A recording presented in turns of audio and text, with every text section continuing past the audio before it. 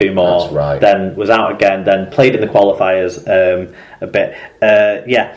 So that didn't help. Sam Rapira, though, he did get a full regular season. He played in all 23 of those games. He was making over 25 tackles per game at a 96% success rate and 105 metres per game as well at over 7 metres per carry. So he did have a really strong year. Although people like Brough maybe weren't as good this year, him, McGilvery and Cudjoe all contributed very good on the attacking stats. In a way, attack wasn't really the big problem overall. At the split, at 25 games, 5 teams had scored fewer points than them, so they were mid-table in the points scored rankings at 23 rounds. The defence wasn't that bad either, really. Again, at the split, they had the 7th best record for points conceded, so we're talking mid-table club bottom end of top 8 on those sorts of numbers. They were only beaten by more than 3 scores once in Super League this year, so they were only hammered once. There were wins for them over Warrington, St Helens and Hull FC, but there was no consistency. It took them until round 19 and 20 for them to first pick up back-to-back wins in the Super League this year, and they were already planning for life in the qualifiers by that point. You mentioned before you thought the recruitment was good. I can't disagree strongly enough. Really? I think the biggest issue of the Giants this year was player recruitment. They waited too long to fill the hole in the squad left by Brett Ferris, I felt. With all the season was almost done when Tom Simmons arrived. If anything, letting Lorne Patrick go after 10 rounds just made things even harder there. The big off-season signing was Ryan Hinchcliffe, but their decision was to play him out of position at hooker and land him with the captaincy of a side, group of players he'd never been around before. And I think that's a tough ask. 2 crucial roles in a new side in a new competition for him. Yeah. The similar themes come out of the mid-season pickup of Ryan Braley, or Brierley, however you pronounce what you want it pronounced. No doubt a talented player, and he showed that in the qualifiers when he was playing in the halves against Championship opposition and the game against Hull KR, as particularly the first half of that one. But when he arrived, they didn't seem to have a plan for him. They put him in the side out of position at fullback. That made his step up to Super League that bit more tough. The final insult, though, on the recruitment retention front for Giants fans this year was the Jake Connor saga. Yeah. And it just summed everything up from my point of view of how badly they've gone around building and managing the squad this year. Yeah. So only 10 players in Super League hit double figures in both tries and assists this year. Connor had already done it by round 23. Also shown his utility value by playing in a number of positions, as well as looking like the long-term answer at full-back for the club. The first player to really come through the academy ranks and look like a first-team regular potential since the McGilvery, Cudjoe, Lawrence group, and they've now lost him. I just think terrible. No, I agree with all that you've said. Just to have my right of reply on your thoughts on the recruitment. At the start of the season, when we were making our predictions, before this litany of poor decisions that you've just alluded to were made, they brought in a very experienced NRL player to augment their pack, and had retained the majority of the side that nearly won the league. That was in the top 4 and was competing the season previously, which led me to think that they would have another strong year. So I agree with some of what you're saying, because I picked them to do well based on what they'd recruited, not what they did with those recruits, and then what they allowed to happen moving forward. It was a story of close yet so far at times for Huddersfield, like Paul's alluded to as well. There was times where they did come off on the back of close defeats, but that's something you fix up. Now, hopefully, moving forward, Rick Stone will be able to do that for them. But they were basically where they are on merit this year, and that's because the group as a whole, from the top down, from people in charge of recruitment and retention, and then into the playing staff, didn't perform well enough, consistently enough, in order to merit a place in the top 8. And that's a systemic failing within Huddersfield Giants. When their defence played well, their attack played badly. When their attack played well, their defence played exactly. The whole year was stop-start for them, and that comes with it. Everything was inconsistent in terms of the way they were playing on both sides of the ball, and in terms of the way the club was being run. Certainly, insofar as internal and external recruitment was going on. I've nothing against Ken Davey as a guy. He puts his money in and he keeps that club afloat, doesn't he? But the people below him making decisions did a poor job this year, and that's why they've ended up where they are. Okay. I would say. Moving on to Hull FC, one of the surprise packages of the seasons in some sense. It was #Radford out for a period of time earlier this year, Mark. You had them pegged for a 7th place finish. I had them finishing 6th. In actual fact, they exceeded our expectations by finishing 3rd, winning the Challenge Cup when you and I had them as quarter-finalists. Well, you had them as quarter-finalists and I had them out in the first round. So, swing and a miss there from me. Coach of the Year, Lee Radford. Man of Steel, Danny Houghton. Well, and that award has been surpassed now by Super League Pod Player more of the Year. importantly, Super League Pod Player of the Year. Thank you. Rich, and we've got some representation fantastic the Super League Pod Dream Team as well. Absolutely, very well represented. And we've got some fan reviews, plural, on this one. Yeah, we'll start with Rich Langley, the man of the exquisite moustache. It is sense. I mean, we are both fans of facial hair. It's common knowledge. I haven't got the capacity to put in the level of measure and effort and skill he does to execute facial hair, though. It's pristine and superb. And then we'll move on to the someone who has very little facial hair. Listener of the year, Sarah Mackenzie, and joined by a special guest. So we'll get on to both of those. Well, FC 2016, the last of the derbies. What a season for Hull. We've really stepped up this year. In among the big boys, can we make that stick? Will we be there for 2017 when people like Leeds and Cass and Huddersfield perhaps going to be stronger again? Who knows? Hopefully we've started to silence some of the doubters who thought we couldn't do it. That Challenge Cup win, game of the season for me. That one, the emotion and everything, just a cracking quality day. Closely followed by a Good Friday game, coming back from 20-0 down, win 22 against your biggest rivals. That shows some serious heart and set us on a run that led us to the start of the season.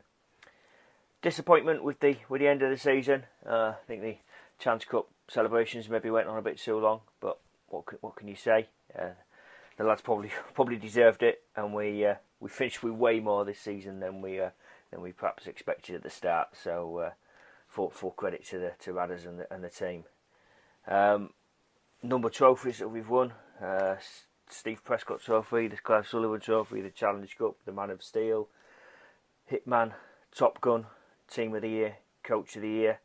Maybe even get a shout for BBC Sports Personality Team of the Year. Who knows? Let's see about that one.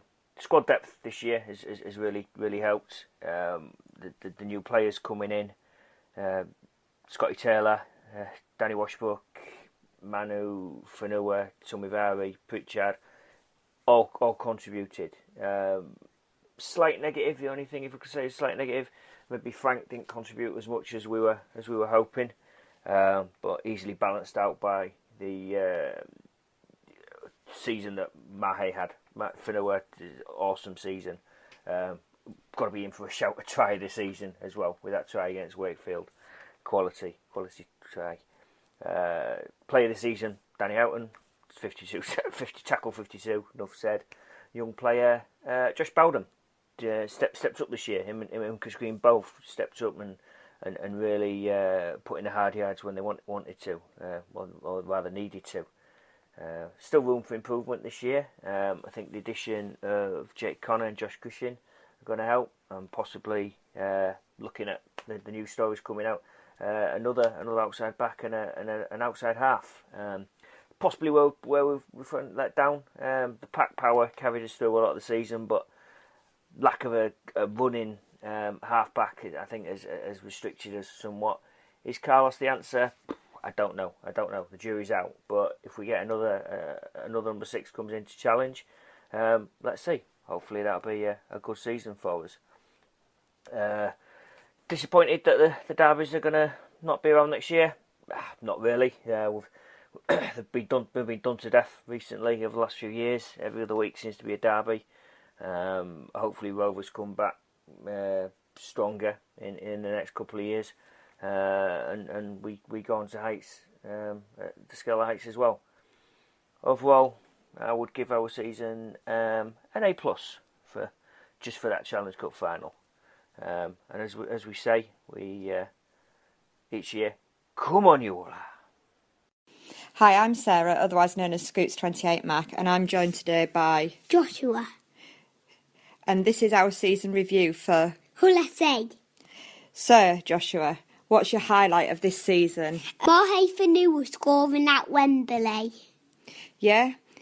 Why was that? Because it was so much of me and Daddy celebrating that he lifted me over his head and I lifted early bird over my head. Yeah, the whole Wembley experience was fairly impressive, wasn't it? Yeah. Actually, to win at Wembley and to shut everybody up and show that we can win a final was amazing. And that was definitely the highlight of the season. Other highlights of the season include... us beating Rovers on Good Friday 2022 when it was 20-0. And they messed it up. Other exciting things during this season was our defence for the 2 matches when we didn't concede a single point against Widnes and against Catalan.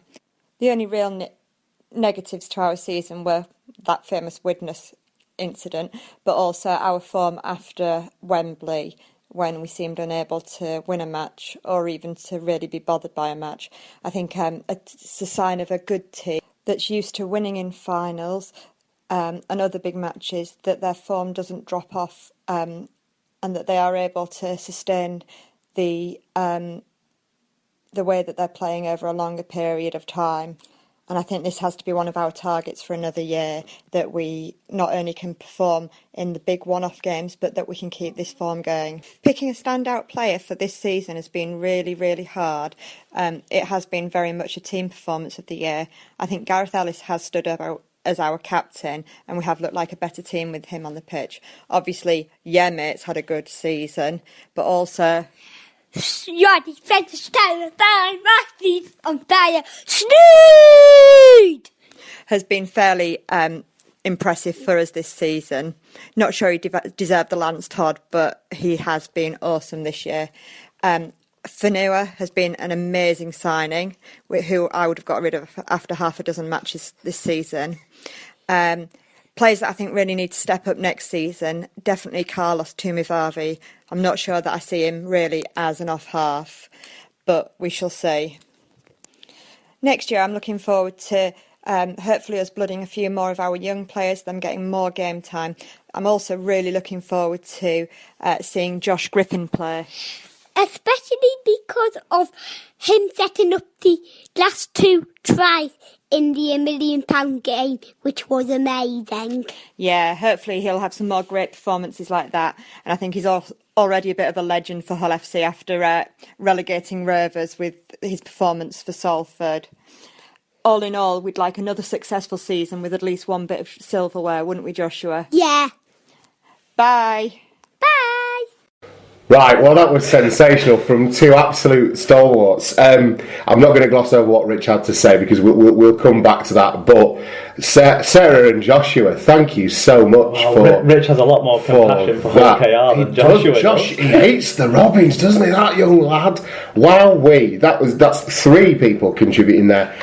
Wonderfully well, and what an absolute delight, and I'm sure that Joshua is no end of fun around the house. He sounds like a right character, doesn't he? Yeah, and I hope he's had a bit poorly recently, so I hope being on the Super League pod will chirp him up. Absolutely, and it's nice to know that we've got younger listeners as well. Make sure we're on our best behaviour, doesn't it, Mark? Are we ever? We'll do our best. We will for this particular segment. We will. What did you think of? What everyone had to say, and what are your thoughts on Hull's season, Mark? Well, Hull exceeded my expectations this year. They were really one of the positive stories of the whole season, and to get the sort of happiness coming through from Rich and Sarah for that Wembley, and Joshua for that Wembley day out is amazing. I wonder if he's happier at picking up silverware or seeing Rovers down. It's a good question, but it does show actually what faith can lead you, in sticking with people, can lead to sticking with the coach, but also sticking with players like Mahe Fanua and people like that who were criticised early doors, like they picked up on there.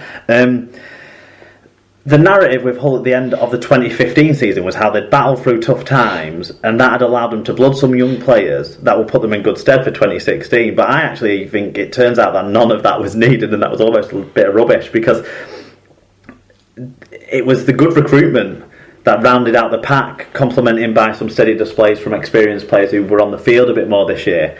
That was actually the